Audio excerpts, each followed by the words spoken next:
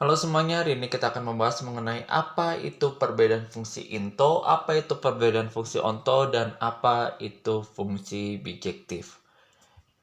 Materi ini sebenarnya adalah materi SMA mengenai bab fungsi, macam-macam fungsi, jenis-jenis fungsi yang seringkali terlewat dan sebenarnya ini adalah materi yang tidak kalah penting juga.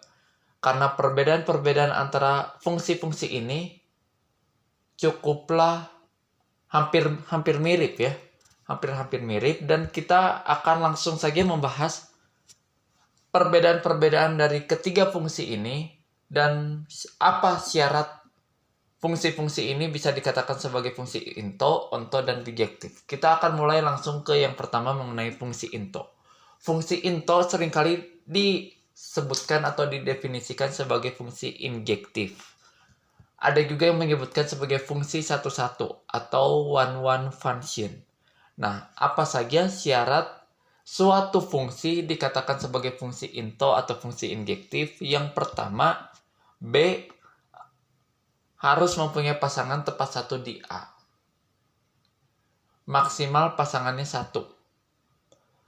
Dan yang kedua, tidak perlu semua anggota B punya pasangan di A. Artinya, gak harus semua anggota B punya pasangan di A. Tetapi kalaupun punya pasangan di A, punya pasangannya tepat 1. Berarti maksimal 1. Maksimal minimal 1. Nah, contohnya seperti ini. Yang bagian B ini tidak mempunyai pasangan di A. Itu sesuai dengan syarat, itu boleh. Dan yang A, C, dan D itu punya pasangan tepat 1.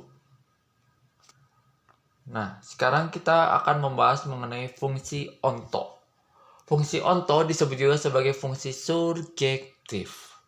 Apa saja syarat suatu fungsi dikatakan sebagai fungsi onto atau fungsi surjektif? Yang pertama, B punya pasangan di A dan range berimpit dengan kodomain. Artinya, boleh B punya pasangan lebih dari 1 di A karena tidak dikatakan tepat 1. Dan yang kedua, ini ciri khasnya adalah range-nya sama dengan kodomain karena range berimpit dengan kodomain. Seperti ini, yang A ini punya pasangan 2 ya. Yang 1 ini dan yang 2. Ini memusat kepada A. Dan kalau kita lihat di sini, kodomainnya semua terisi. Otomatis kodomainnya akan menjadi range juga. Itu ciri khas dari fungsi onto atau surjektif. Nah, sekarang ada fungsi korespondensi satu-satu. Apa itu fungsi korespondensi satu-satu? Fungsi korespondensi satu-satu disebut juga sebagai fungsi bijektif.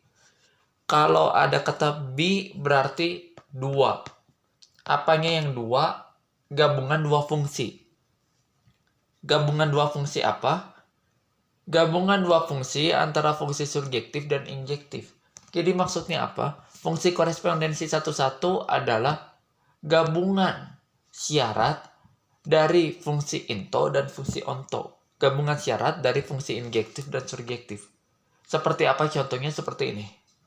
Nah, yang mana yang bagian dari injektif dan yang mana yang bagian dari ontonya sehingga disebut sebagai gabungan. Nah, kita bisa melihat di sini. Di sisi sini ya. Di sisi sini.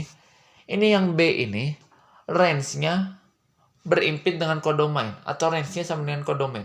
Berarti menandakan syarat fungsi tersebut sebagai fungsi surjektif terpenuhi. Nah, sekarang kita lihat yang bagian ini. B punya pasangan tepat 1 di A. Nah, ini syarat apa? Ini syarat fungsi into atau injektif. Berarti di sisi sebelah sini syarat fungsi injektif atau into terpenuhi.